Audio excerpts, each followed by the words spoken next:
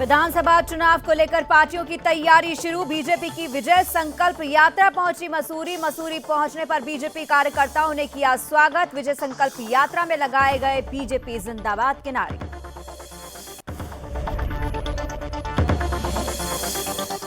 Corona को लेकर स्वास्थ्य विभाग हुआ अलर्ट। नैनीताल में 15 से 18 साल के बच्चों के लिए टीकाकरण महाअभियान की शुरुआत।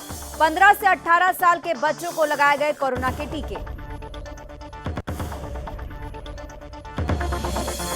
उत्तरकाशी में आजादी का अमृत महोत्सव कार्यक्रम के तहत सहायक नदियों तटों पर चलाया गया सफाई अभियान। जिलाधिकारी श्री मयूर दीक्षित ने सफाई अभियान दल को हरी झंडी दिखाकर किया रवाना।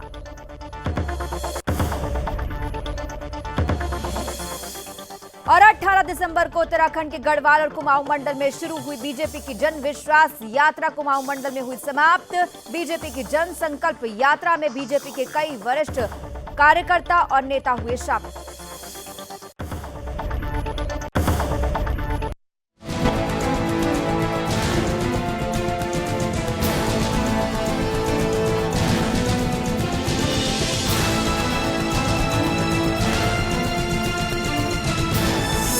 आप देख रहे हैं सुदर्शन न्यूज। नमस्कार, मैं हूं पूजा सिंह और आप देख रहे हैं सुदर्शन न्यूज। और ये वक्त हो चला है उत्तराखंड विशेष का, जिसमें जानेंगे उत्तराखंड से जुड़ी हुई तमाम खबरें। विधानसभा चुनाव को लेकर पार्टियों की तैयारी शुरू हो चुकी है। बीजेपी की विजय संकल्प यात्रा मसूरी पहुंची। मसूरी पहुंचने पर बीजेपी कार्यकर्ताओं ने भव्य स्वागत किया। इस मौके पर केंद्रीय बीजेपी नेता, अनुसूचित जाति मोर्चा के राष्ट्रीय अध्यक्ष, केंद्रीय अनुसूचित जाति आयोग के सदस्य, कैबिनेट मंत्री गणेश जोशी शामिल हुए। इस दौरान बीजेपी जिंदाबाद के नारे भी लगाए गए। इस बीच अनुसूचित जाति मोर्चा के राष्ट्रीय अध्यक्ष ने कहा कि यात्रा के जरिए बीजेपी अपने 5 साल के कार्यकाल और उपलब्धियों के बारे में लोगों को अवगत कराएगी। साथ ही उन्होंने कहा कि बीजेपी सरकार विकास कार्यों की जानकारी आम लोगों तक पहुंचा रही है। इसके अलावा बीजेपी हर विधानसभा क्षेत्र में LED वाहन के माध्यम से लोगों को केंद्र और राज्य सरकार की तरफ से संचालित विभिन्न जन कल्याणकारी योजनाओं और उसके लाभ के बारे में बता रही है। इतना ही नहीं, उन्होंने कहा कि उत्तराखंड में जारी संकल्प यात्रा 60 से ज्यादा सीटें जीतने का संकल्प पूरा करेगी। साथ ही उन्होंने कहा कि भारतीय जनता पार्टी चुनावों को देखकर काम नहीं करती है, लोगों के कल्याण और देश के विकास के लिए काम करती है। इस यात्रा में नौजवान और महिलाएं, गरीब बहुत अधिक संख्या में एकत्रित होकर आशीर्वाद दे रही हैं।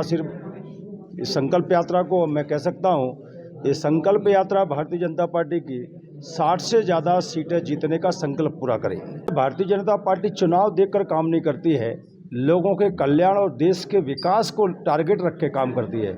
इसलिए जब हम चुनाव लड़ते हैं तो हमारी घोषणा विकास के आधार पर होता है। और इसलिए नरेंद्र मोदी जी के नेतृत्व में इन 7 वर्षों में जो गरीबों के कल्याण के लिए काम किया है, चाहे वो घर देने का हो, शौचालय देने का हो, चाहे सिलेंडर देने का काम हो, चाहे किसानों को 6,000 रुपये देने का काम हो, ये कांग्रेस भी 57 साल की सरकार में कर सकती थी।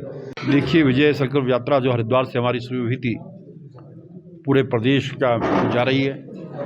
आज नौगान होते हुए हमारे अनुसूचित मोर्चे के राष्ट्रीय अध्यक्ष, जो 4 बार के विधायक भी हैं, लाल सिंह जी के नेतृत्व में आज यहाँ पर पहुँची है। और इस प्रकार का हुजूम, क्योंकि पहली तारीख को मसूरी विधानसभा में देहरादून में एक बहुत बड़ी सभा हुई थी। उसमें हमारे इस प्रदेश के प्रभारी और केंद्रीय मंत्री प्रहलाद जोशी जी, दुष्यंत गौतम जी, तरुण चुग जी और मदन कौशिक जी, हमारे प्रदेश के अध्यक्ष, उसमें से जहाँ भी जा रहे हैं भारी जन समर्थन इस यात्रा को मिल रहा है।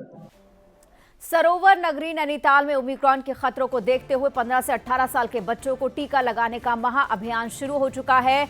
DSA मैदान में जिलाधीश धीराज सिंह गबराल ने अभियान की शुरुआत की। वहीं इस मौके पर 15 से 18 साल के बच्चों को कोरोना के टीके लगाए गए। श्री गबराल ने कहा कि जिस तरह से ओमिक्रॉन संक्रमण को लगातार तेजी से फैलने की संभावना बनी हुई है, उसके लिए पूरे जनपद में 347 बूथ बनाए गए हैं, जिसके लिए प्रत्येक तहसील में रोस्टर जारी कर दिया गया है। साथ ही उन्होंने कहा कि जनपद में बच्चों के टीकाकरण के लिए लगभग 7,000 का लक्ष्य रखा गया है। इतना ही नहीं, उन्होंने सभी संबंधित अधिकारियों को दिशा निर्देश दिया कि वो अपने अपने शहरों और ग्रामीण क्षेत्रों में प्रचार प्रसार करें। वहीं गर्ब्याल ने सभी अभिभावकों से अपील करते हुए कहा कि ज्यादा से ज्यादा लोग अपने नजदीकी टीकाकरण केंद्र पर जाकर बच्चों को टीका लगाएं। साथ ही अपने आसपास के बच्चों को भी टीका लगाने के लिए प्रेरित करें। इसमें पूरे जनपद में लगभग 61,000 बच्चों का वैक्सीनेशन हुआ है। लगभग 357 हमारे स्कूल्स हैं जहाँ के जिस विद्यालय के बच्चों का यहाँ पर वैक्सीनेशन होना है। उसके लिए हम लोगों ने लगातार एक रोस्टर भी हमारा जारी हो गया है पूरे सप्ताह भर में, और कोशिश करेंगे कि मैक्सिमम लोग बच्चों का हम वैक्सीनेशन कराएं। जितने भी पेरेंट्स हैं उन लोगों से रिक्वेस्ट है कि जिस हिसाब से ओमिक्रॉन स्प्रेड हो रहा है, अभी हाल ही में आपने देखा होगा कि काकड़ी घाट में हमारे नवोदय स्कूल में लगभग 85 बच्चे एक साथ पॉजिटिव आए। इससे लगता है कि कहीं ना कहीं ये बड़ी तेज़ी से फैलने वाली बीमारी के रूप में आ रहा है। तो बेटर ये है कि हम अपने बच्चों को पहले से वैक्सीनेट करा लें ताकि उसकी सेवेरिटी जो है उसको कम कर सकें। बढ़ते आगे, उत्तरकाशी में भारत सरकार के नमामि गंगे जल शक्ति मंत्रालय से जुड़े गंगा विचार मंच और जिला गंगा समिति के साथ जिला प्रशासन के तत्वाधान में आजादी का अमृत महोत्सव कार्यक्रम में गंगा संरक्षण और गंगा की सहायक नदियों, तटों, नगर कस्बों में सफाई अभियान चलाया गया। इस बीच कीर्ति इंटर कॉलेज परिसर से उत्तरकाशी के जिलाधिकारी श्री मयूर दीक्षित ने सफाई अभियान दल को हरी झंडी दिखाकर रवाना किया। सफाई अभियान में आईटीबीपी, एनसीसी, एनएसएस, नेहरू युवा केंद्र, स्वजल, नगर पालिका सहित इंटर कॉलेज के छात्र शामिल हुए। वहीं गंगा स्वच्छता में सभी प्रतिभागियों ने 7 क्विंटल से ज्यादा कूड़ा और प्लास्टिक कचरा इकट्ठा किया। मां गंगा की अविरल धारा को स्वच्छ बनाए रखने के लिए प्रतिभागियों को गंगा शपथ भी दिलवाई गई। इस अवसर पर गंगा विचार मंच उत्तराखंड की तरफ से कॉलेज में एनसीसी और एनएसएस के छात्रों को टी शर्ट और कैप भी बांटे गए।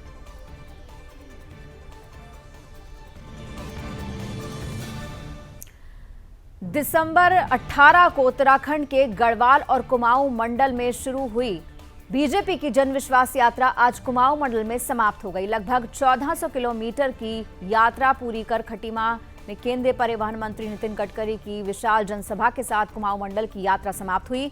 जनसभा में मुख्यमंत्री पुष्कर सिंह धामी, केंद्रीय राज्य मंत्री अजय भट्ट, बीजेपी प्रदेश अध्यक्ष मदन कौशिक भी पहुंचे और जनसभा को संबोधित किया। वहीं जनसभा से पहले आयोजन स्थल का सीएम धामी ने निरीक्षण किया। वहीं गढ़वाल मंडल की यात्रा 6 जनवरी को केंद्रीय मंत्री राजनाथ सिंह की विशाल जनसभा के साथ समाप्त होगी। देखिए, बागेश्वर से शुरू हुई इस विजय संकल्प यात्रा का समापन अपने शहीदों की भूमि खटीमा में होने जा रहा है, जिसका कल 11 बजे से यहाँ पर कार्यक्रम चालू हो जाएगा। इस कार्यक्रम में केंद्रीय मंत्री माननीय नितिन गडकरी जी, उनके साथ केंद्रीय राज्य मंत्री श्री अजय भट्ट जी और अपने यशस्वी मुख्यमंत्री श्री पुष्कर सिंह धामी जी इस सभा को संबोधित करेंगे। और बहुत ही खटीमा की जनता में अपार एकदम जो है वो खुशी की लहर है। कल का कार्यक्रम बहुत विशाल और जनसमूह उमड़ने की उम्मीद है। बहुत ज़्यादा संख्या आने वाली है इस संकल्प यात्रा के समापन समारोह में।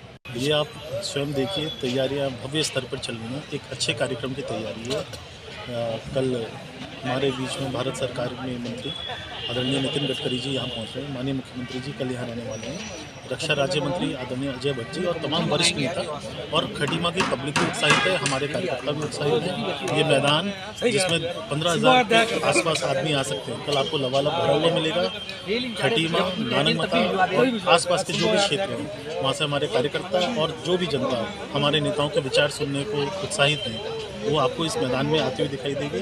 सब व्यवस्था इस तरीके से है कि शहर में कोई परेशानी नहीं होगी, आने जाने वालों को कोई व्यवधान नहीं होगा और एक व्यवस्थित कार्यक्रम। कोरोना को देखते हुए स्वास्थ्य विभाग अलर्ट मोड पर आ गया है। चमोली जिले में 15 से 18 साल तक के बच्चों का टीकाकरण शुरू हो चुका। बता दें कि जनपद में 194 विद्यालयों में टीकाकरण का कार्य संचालित होगा। पूरे जनपद में 27,747 बच्चों का टीकाकरण का लक्ष्य रखा गया है। कोविड की वैक्सीन लगवाने के लिए सुबह से ही बच्चों में खासा उत्साह देखने को मिला। टीका लगवाने के लिए बच्चे अपने निकटवर्ती वैक्सीनेशन सेंटर पहुंचकर वैक्सीन लगवा रहे हैं। दरअसल बच्चों की सुविधा के लिए कोविन पोर्टल पर ऑनलाइन स्पॉट बुकिंग की सुविधा के साथ ही ऑनलाइन स्पॉट पंजीकरण की भी सुविधा उपलब्ध करवाई गई है ताकि बच्चों को परेशानी ना हो। वहीं टीका लगाकर बच्चे भी खास उत्साहित नजर आए। साथ ही बच्चों ने सरकार का आभार जताया। आज कोविड वैक्सीन जब भी हमें कल न्यूज़ मिली कि आज वैक्सीन लगने वाली है, हम बहुत ज़्यादा एक्साइटेड थे वैक्सीन लगवाने के लिए। और आज सुबह से हम सभी आ चुके हैं और कई बच्चे वैक्सीन लगा के चले भी गए। वैक्सीन लगा के हम बहुत ज़्यादा खुश हैं और सेफ फील कर रहे हैं। स्पेशली बोर्ड वाले हैं तो बोर्ड के लिए भी स्पेशली हम अच्छा फील कर रहे हैं कि अभी सेफली हम बोर्ड भी अपना क्लियर कर सकते हैं। उत्तराखंड के हल्द्वानी में 15 साल से लेकर 18 साल तक के बच्चों को कोविन वैक्सीन कोविड लगाई जा रही है। हल्द्वानी के स्कूलों में बच्चों को वैक्सीन लगाई जा रही है। इस दौरान बच्चों के चेहरे पर खुशी दिखाई दे रही है तो कई जगहों पर स्कूलों में वैक्सीनेशन के लिए बच्चों को बगैर सोशल डिस्टेंसिंग के लाइन में खड़ा होकर वैक्सीन लगवाने के लिए इंतजार करना पड़ रहा है। वहीं लाइनों में खड़े बच्चों का यह भी कहना है कि उन्हें वैक्सीनेशन को लेकर लंबे समय तक इंतजार करना पड़ा। गौरतलब है कि हल्द्वानी के GGIC इंटर कॉलेज में वैक्सीनेशन की अलग अलग तस्वीरें देखने को मिली, जहां कोविड-19 के नियमों की धज्जियां उड़ती साफ नजर आई। साथ ही कोई भी स्कूल के कर्मचारी और प्रशासन का अधिकारी और कर्मचारी नहीं दिखाई दिए। मतलब जितनी ज़्यादा वैक्सीन लगेगी उतना ज़्यादा कोरोना कम होगा। तो ये तो फिर स्कूल प्रशासन को भी ध्यान रखना चाहिए और जितने डॉक्टर्स हैं उनको भी ध्यान रखना चाहिए और स्टूडेंट्स का भी ये कर्तव्य बनता है कि वो अपने तरफ ध्यान रखें कि मतलब कोरोना ज़्यादा ना फैले। उत्तराखंड के खटीमा में उस समय हड़कंप मच गया जब किलपुरा वन रेंज में घास लेने गए एक व्यक्ति की जंगल में हाथी ने हमला कर दिया, जिसकी मौके पर मौत हो गई। वन विभाग और पुलिस ने मौके पर पहुंचकर शव को पोस्टमार्टम के लिए अस्पताल भेजा। वहीं वन विभाग की तरफ से 4 लाख रुपए की सहायता राशि मृतक के परिजनों को उपलब्ध कराई जाएगी। सामने से कहीं हाथी आया तो इनको हाथी पता नहीं पैर मारा या कहीं सूंढे से वो किया तो ये वहाँ से काफ़ी दूर, मतलब इनके सामने जो लेडीज़ थी इनके परिवार के जो थे वो उनको काफ़ी दूर से लाए जी। उस टाइम पे जीवित थे तो जैसे मतलब मेन रोड पे पहुँचे तो उस टाइम पे ये इनकी मृत्यु हो चुकी थी। यह आज सुबह ककिया से पश्चिमी किलपुरा प्लॉट संख्या 14 में घास फूस लेने गए थे। तो घास के लेने के दौरान ही इनको वही रास्ते में हाथी द्वारा इनको कुचल दिया गया और इनकी उम्र कम से कम 55, क्या नाम है, उमेश सिंह बोरा। तो इनकी उम्र 54-55 के एज में है। एसएसपी यशवंत सिंह चौहान ने पद ग्रहण करने के बाद पहली बार कोट द्वार पहुंचे, जहां यशवंत सिंह ने बैठक की। इस दौरान एसएसपी ने जनता की समस्याओं को सुना। इस बीच लोगों ने शहर की बिगड़ती यातायात व्यवस्था, युवाओं में बढ़ती नशे की लत, अतिक्रमण, खनन पर लगाम लगाने की अपील की। वहीं यशवंत सिंह चौहान ने कहा कि जनता की सभी समस्याएं सुन ली गई हैं। जो समस्या पुलिस विभाग से संबंधित है उसको पुलिस विभाग खुद समाधान करेगा और जो अन्य विभाग से संबंधित है वो उस विभाग के उच्च अधिकारियों को भेजी जाएंगी। देखिए, जनता की तरफ से जो मेन इशू है वो तो एक तो ट्रैफिक है, नंबर 2 ड्रग्स। उनका कहना है कि स्मैक का बहुत ज़्यादा चलन हो गया है। नंबर 3 ओवर स्पीडिंग, नाबालिग बच्चे बाइक चला रहे हैं और उन पे कार्रवाई नहीं हो रही है। इसके अलावा खनन पे भी उन्होंने अपनी बात रखी है और अतिक्रमण पे भी अपनी बात रखी है। तो ये सब बातें हमने सुनी भी हैं, नोट भी करी हैं। इसके बाद हम लोग आपस में बैठ के तय करेंगे कि क्या क्या समाधान कैसे कैसे हो सकता है, कैसे हम इफेक्टिवली इसको कुछ कर सकते हैं। यदि हमसे ही सिर्फ रिलेटेड है तो हमको ही करना है, यदि किसी और विभाग से रिलेटेड है तो वहाँ भी बात करेंगे। डीएम साहब से बात करने की जरूरत होगी तो वहाँ भी बात करेंगे। विधानसभा चुनाव को लेकर सभी पार्टियों की तैयारी शुरू हो चुकी है। इस क्रम में भारतीय जनता पार्टी की विजय संकल्प यात्रा लालकुआं पहुंची, जहां बीजेपी कार्यकर्ताओं ने भव्य स्वागत किया। इस दौरान जनसभा को संबोधित किया गया। वहीं जनसभा में भारी संख्या में बीजेपी के कार्यकर्ता और स्थानीय लोग मौजूद रहे। इस दौरान केंद्रीय रक्षा मंत्री अजय भट्ट ने 2022 विधानसभा चुनाव पर चर्चा की, साथ ही जनता को बीजेपी के विकास कार्यों के बारे में भी बताया।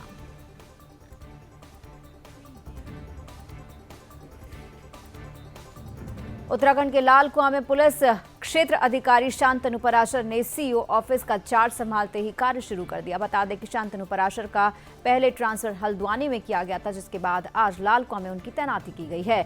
इस दौरान शांतनु पराशर ने कहा कि लाल कुआं में तेज गति से अपराधियों पर अंकुश लगाने का काम किया जाएगा और अपराध को खत्म करेंगे। उन्होंने कहा कि क्षेत्र में अपराध पर अंकुश लगाना उनकी पहली प्राथमिकता है और क्षेत्र में आपराधिक मामलों पर कड़ी नजर रखी जाएगी ताकि क्षेत्र में शांति व्यवस्था कायम रहे। साथ ही उन्होंने कहा कि महिला अपराधों पर फोकस किया जाएगा और शहर की यातायात व्यवस्था भी दुरुस्त की जाएगी। उन्होंने कहा कि विधानसभा चुनाव को लेकर पुलिस प्रशासन अलर्ट है।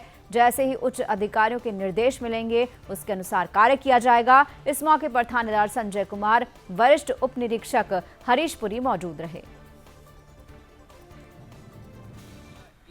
सबसे पहले मैं तो अपने जो क्षेत्रवासियों को हैप्पी न्यू ईयर कहना चाहूँगा कि नया साल है और नया फोकस रहेगा। जैसे हमारे एसएसपी साहब भी आए हैं, उन्होंने स्पेशली बताया कि नशे पे हमारा सबसे पहला मेन टारगेट रहेगा। जो नशे का कारोबार कर रहे हैं, इलीगल शराब का कारोबार कर रहे हैं, इन पे कार्रवाई का। दूसरा जो हमारा मेन फोकस यहाँ पे अभी ट्रैफिक का, जैसे आपने बताया लाल कुआं क्षेत्र में ट्रैफिक, क्योंकि हमारा एक काफ़ी बड़ा हाईवे यहाँ से पास करता है, गोला से जो ट्रक्स आते हैं उनका काफ़ी मूवमेंट रहता है। तो जो ट्रैफिक संबंध में हमारा एक्सीडेंट से सेफ्टी का जो संबंध है उस पर कार्रवाई का रहेगा। तीसरा हमारा जो साइबर अवेयरनेस और साइबर सिक्योरिटी, जो हमारे क्षेत्र में लोग हैं साइबर फ्रॉड के जो वो हो रहे हैं, उनके लिए अवेयरनेस का कैंपेन चलाना तथा जो कार्रवाई करनी है जिसमें केसेस लिखे गए हैं उनमें गिरफ्तारी करना, इसमें फोकस रहेगा। मसूरी लंडौर छावनी परिषद में उत्तराखंड कांग्रेस महासचिव गोदावरी थापली की तरफ महिला सम्मान कार्यक्रम आयोजित किया गया, जिसमें सैकड़ों महिलाओं को सम्मानित किया गया। इस मौके पर उत्तराखंड कांग्रेस महासचिव गोदावरी थापली ने महिलाओं के लिए पहले से चलाई जा रही जन कल्याणकारी योजनाओं के बारे में बताया। उन्होंने कहा कि कांग्रेस की राष्ट्रीय महासचिव प्रियंका गांधी ने नारा दिया है, जिसके तहत महिलाओं को स्वावलंबी और सशक्त बनाने के लिए कांग्रेस लगातार काम कर रही है। साथ ही उन्होंने कहा कि मसूरी और आसपास के क्षेत्र में महिलाओं को सशक्त बनाने के लिए विभिन्न योजनाओं के तहत कांग्रेस की तरफ से काम किया जा रहा है। इस दौरान उन्होंने कहा कि आगामी 2022 कांग्रेस का ही है और इस बार कांग्रेस ही जीतेगी। वहीं कांग्रेस महासचिव ने बीजेपी पर निशाना साधा। ये है कि जो हमारी प्रियंका गांधी जी ने जो नारा दिया है, लड़की हूँ लड़ सकती हूँ, उसी के परिप्रेक्ष्य में हम लोगों ने नए वर्ष के उपलक्ष्य में ये कार्यक्रम शुरू करा। महिला सम्मान कार्यक्रम का आयोजन किया गया था। तो इसमें कोई ऐसे वो नहीं है कि राजनीति नहीं है या फिर चुनाव आ रहा है, ये नहीं है। हम लोग तो लोगों के सबके बीच में रहते ही हैं, पर ये महिलाओं का स्पेशल हम लोगों ने ये सम्मान समारोह का आयोजन किया। छोड़ के हैं फिर नगर निगम में जो नगर पालिका का क्षेत्र है उसमें हम वार्ड दो वार्ड करके फिर हम लोग वितरण करेंगे। नानकमत्ता में 6 दिन पहले ज्वेलर्स और उसके 3 परिजनों की हत्या के मामले का पुलिस ने खुलासा किया है। बता दें कि उधम सिंह नगर जनपद के नानकमत्ता थाना क्षेत्र में 29 दिसंबर को नानकमत्ता बाईपास पुल के पास झाड़ियों में 2 शव मिले थे। साथ ही ज्वेलर्स के घर में उसकी मां और नानी का शव मिला। इसके बाद स्थानीय लोगों ने पुलिस को सूचना दी। वहीं मौके पर पहुंची पुलिस ने मामला दर्ज किया है और हत्याकांड के खुलासे के लिए 5 टीमें बनाई गई हैं। वहीं मामले को जांच करते हुए पुलिस ने आरोपियों को गिरफ्तार किया है। फिलहाल इस मामले में आरोपियों से पूछताछ जारी है।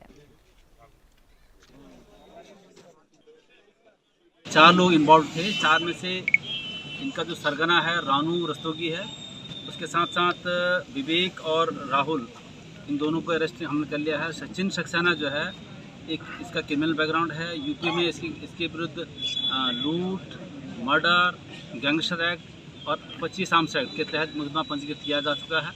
ऐसे अब इसका आपराधिक इतिहास है, उसको भी हम बहुत जल्दी उसकी अरेस्टिंग करेंगे। इसमें जैसे लूट की घटना, लूट कारित करने की दृष्टि से मामला किया गया था, इसमें 40,000 के लगभग पैसा बदमाशों ने इन लोगों ने ले लिया था। उसमें 35,000 की हमने रिकवरी कर ली। रामनगर में जनता कैबिनेट पार्टी की केंद्रीय अध्यक्ष भावना पांडे ने पत्रकार वार्ता की। इस दौरान भावना पांडे ने 2022 के विधानसभा चुनाव में प्रदेश की सभी 70 विधानसभा सीटों पर अपने उम्मीदवार उतारने की दावेदारी और जीत की दावेदारी पेश की। साथ ही भावना पांडे ने कहा कि 2022 में प्रदेश में उनकी सरकार बनेगी। केंद्रीय अध्यक्ष ने कहा कि 20 जनवरी तक सभी सीटों पर प्रत्याशी घोषित कर दिए जाएंगे। उन्होंने कहा कि उनकी पार्टी युवाओं और महिलाओं को विधानसभा चुनाव में विशेष रूप से प्राथमिकता देगी। इस बीच केंद्रीय अध्यक्ष भावना पांडे ने कांग्रेस और बीजेपी पर जमकर निशाना साधा।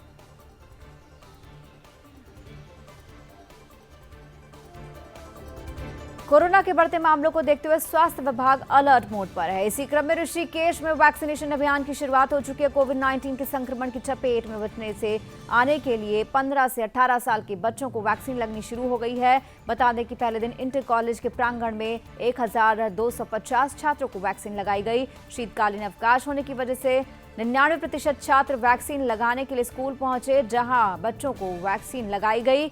वैक्सीन लगाने को लेकर छात्रों में उत्साह देखा गया। वहीं कॉलेज के प्रधानाचार्य गोविंद सिंह रावत ने छात्रों के लिए वैक्सीन कार्यक्रम शुरू करने पर सरकार का आभार व्यक्त किया। राज्य के चिकित्सालय के डॉक्टर विजेश भारद्वाज ने कहा कि 15 से 18 साल के बच्चों को वैक्सीन लगाने के लिए कार्यक्रम स्कूलों में शुरू किया गया है। राज्य के चिकित्सालय की टीम प्रतिदिन स्कूलों में जाकर वैक्सीन लगाने का काम करेगी।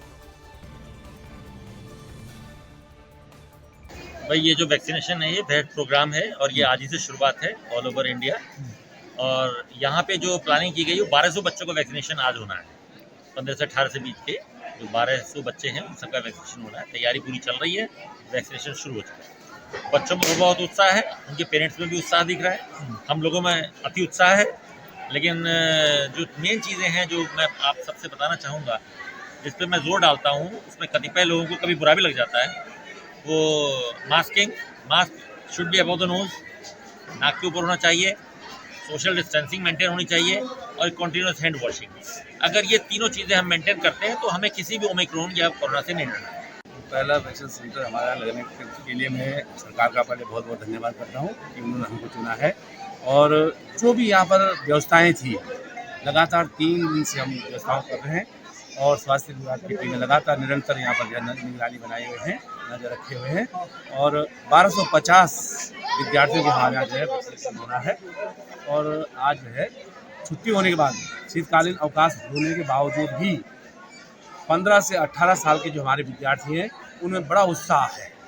और आप देख ही रहे हैं कितनी संख्या में हमारे छात्र छात्राएँ यहाँ पर आई हुई हैं, उनमें बड़ा उत्साह है। इसके लिए सरकार को हम बहुत बहुत धन्यवाद करते हैं। रुड़की के नगर विधायक प्रदीप बत्रा के नेतृत्व में कैंप कार्यालय पर महिला महासम्मेलन कार्यक्रम का आयोजन किया गया। कार्यक्रम के दौरान समाज में उत्कृष्ट कार्य करने वाली महिलाओं और छात्राओं को प्रशस्ति पत्र देकर सम्मानित किया गया, जिससे महिलाओं में उत्साह है और महिलाएं देश और समाज में अपनी अलग पहचान बना सके। कार्यक्रम में नगर विधायक प्रदीप बत्रा ने कहा कि नारी की पूजा जहां होगी वहां देवता आएंगे। भारत सोने की चिड़िया था और रहेगा। साथ ही उन्होंने कहा कि स्त्री पुरुष मिलकर सृष्टि का सृजन करते हैं। समाज में महिलाओं को आगे आने के लिए और हौसला देने की जरूरत है। उन्होंने कहा समाज और देश में महिलाएं किसी भी मायने में पुरुषों से कम नहीं है। कार्यक्रम में नारी का सम्मान करते हुए बत्रा ने बताया कि ये बहुत ही हर्ष का विषय है कि आज महिलाएं हर क्षेत्र में आगे हैं और अपनी पहचान बना रही हैं। वहीं हरिद्वार से आई महिला मोर्चा की प्रदेश महामंत्री अनु कक्कड़ ने कहा कि एक तरफ समाज के विभिन्न क्षेत्रों से जुड़ी महिलाओं को सम्मानित किया जा रहा है, जो महिला उत्थान के लिए बेहद जरूरी है। उन्होंने कहा कि भारतीय जनता पार्टी के नेतृत्व में महिलाओं का सम्मान सुरक्षित होगा। कार्यक्रम के संयोजक वरिष्ठ बीजेपी नेत्री पूजा नंदा ने सभी महिलाओं का आभार व्यक्त करते हुए कहा कि कोरोना जैसी महामारी में महिलाओं ने जो अपना योगदान दिया है, उससे साबित हो गया कि महिलाएं पूरी तरह से आत्मनिर्भर बन चुकी हैं।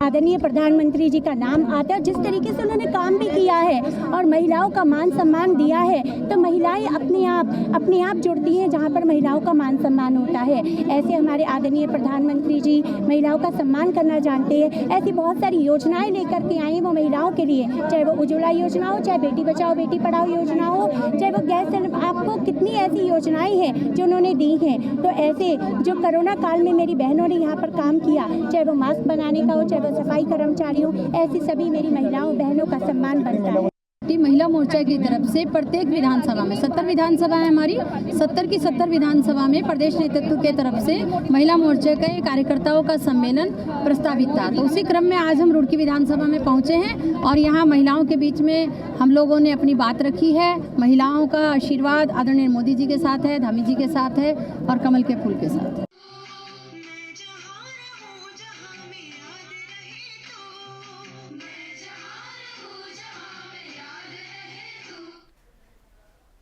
उधम सिंह नगर पुलिस महकमे में उस वक्त हड़कंप मच गया जिस वक्त पुलिस के स्पेशल टास्क एसटीएफ ने चेकिंग के दौरान 370 ग्राम हेरोइन के साथ एक तस्कर को गिरफ्तार किया। आपको बता दें, ऊधम सिंह नगर में नशे के खिलाफ पुलिस की तरफ से लगातार मुहिम चलाई जा रही है। इसी क्रम में ऊधम सिंह नगर के सीमावर्ती क्षेत्र में मुखबिर से एक अंतर्राज्यीय ड्रग तस्कर की सूचना मिली थी। इसके बाद पुलिस ने टीम बनाकर चेकिंग अभियान शुरू किया। साथ ही चेकिंग अभियान के दौरान पुलिस ने एक नशा तस्कर को गिरफ्तार किया। फिलहाल पुलिस ने मामले को दर्ज कर आरोपी को जेल भेज दिया है। वहीं मामले में आरोपी से पूछताछ की जा रही है। 2 जनवरी को एसटीएफ उत्तराखंड द्वारा एक अंतर्राज्यीय ड्रग तस्कर जाहिद खान को अरेस्ट किया गया, जिसके पास से 370 ग्राम स्मैक और एक मोटरसाइकिल बरामद हुई है। स्मैक की जो कीमत है वो 37 लाख से लेकर 40 लाख तक की है। इसके संबंध में आपराधिक इतिहास और जो सप्लाई चेन है उसके बारे में विस्तृत जानकारी की जा रही है। जो ड्रग्स है, हमारे माननीय डीजीपी उत्तराखंड महोदय का शुरू से ही एक फोकस पॉइंट रहा है। पिछले वर्ष भी एसटीएफ उत्तराखंड ने एनडीपीएस एक्ट के तहत फाइनेंशियल इन्वेस्टिगेशन की कार्रवाई करते हुए ड्रग तस्कर की 1 करोड़ से ऊपर की संपत्ति जब्त की थी। इसके साथ ही जेल से संचालित हो रहे ड्रग्स का भी एक नेटवर्क जो है वो बस्ट किया था। नेपाली मूल के एक इंटरनेशनल ड्रग तस्कर को भी अरेस्ट किया गया था। आगामी चुनाव की तैयारी को लेकर बीजेपी पार्टी ने गंगोत्री विधानसभा में प्रचार प्रसार किया है। गंगोत्री विधानसभा क्षेत्र में बीजेपी की तरफ से बूथ लेवल तक तैयारी को लेकर गहन अध्ययन किया जा रहा है। बता दें, गंगोत्री विधानसभा में इस बार बीजेपी में दावेदारों की संख्या ज्यादा है। देखना होगा कि पार्टी इनमें से किस प्रत्याशी को टिकट देती है। गंगोत्री विधानसभा से इस बार बीजेपी अपने प्रत्याशियों को समझाने में लगी है। वहीं बीजेपी संगठन बूथ लेवल में जाकर अपने कार्यकर्ताओं को मजबूत करने में लगे हैं। संगठन का संदेश साफ है, प्रत्याशी कोई भी हो, पार्टी को मजबूत करना है। यहाँ पर हर एक कार्यकर्ता अपनी अपनी जो दावेदारी है चुनाव को टिकट को लेकर करती है।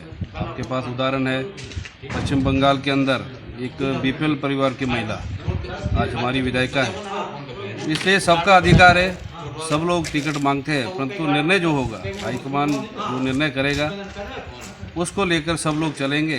एटलीस्ट लास्ट में हम सबको कमल चुनाव चिन्ह के साथ चलना है और मुझे पूरा विश्वास है जो 12 के 12 लोग हैं सब लोग कमल के नीचे चलेंगे और गंगोत्री को हम निश्चित रूप से जीतने वाले। ऋषिकेश के श्यामपुर क्षेत्र में ग्रामीणों की मदद के लिए निःशुल्क श्रमिक कार्ड कैंप लगाया गया। इस दौरान एक स्वास्थ्य शिविर का आयोजन भी किया गया। वहीं निःशुल्क श्रमिक कार्ड और स्वास्थ्य शिविर का शुभारंभ जिला पंचायत सदस्य संजीव चौहान ने किया। इस दौरान उन्होंने कहा कि अभी उन्हें जिला पंचायत सदस्य का कार्यभार संभाले केवल 2 साल हुए हैं। साथ ही उन्होंने कहा कि जितना विकास कार्य इस क्षेत्र में हुआ है उतना विकास कार्य किसी भी क्षेत्र में नहीं हुआ है। इसके लिए संजीव चौहान ने ग्रामीणों को बधाई दी। साथ ही उन्होंने कहा कि ग्रामीणों ने लगातार मेरे सामने समस्याओं को रखा, जिसका समाधान करने का प्रयास हमने किया। साथ ही कुछ समस्याओं का समाधान किया भी है। इतना ही नहीं, उन्होंने कहा कि हम अपने 2 साल के कार्यकाल का रिपोर्ट कार्ड जनता के बीच जल्द रखेंगे, जिससे उनके और जनता के बीच विकास कार्य की पारदर्शिता बनी रहे।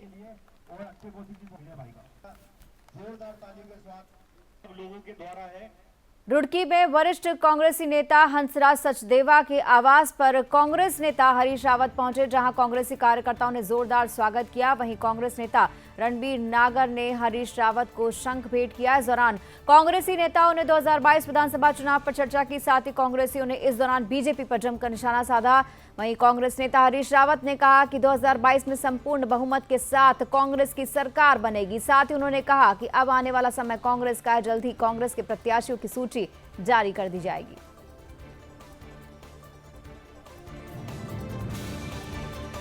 और उत्तराखंड विशेष में फिलहाल इतना ही, लेकिन बाकी खबरों के लिए आप देखते रहिए सुदर्शन न्यूज। जय हिंद।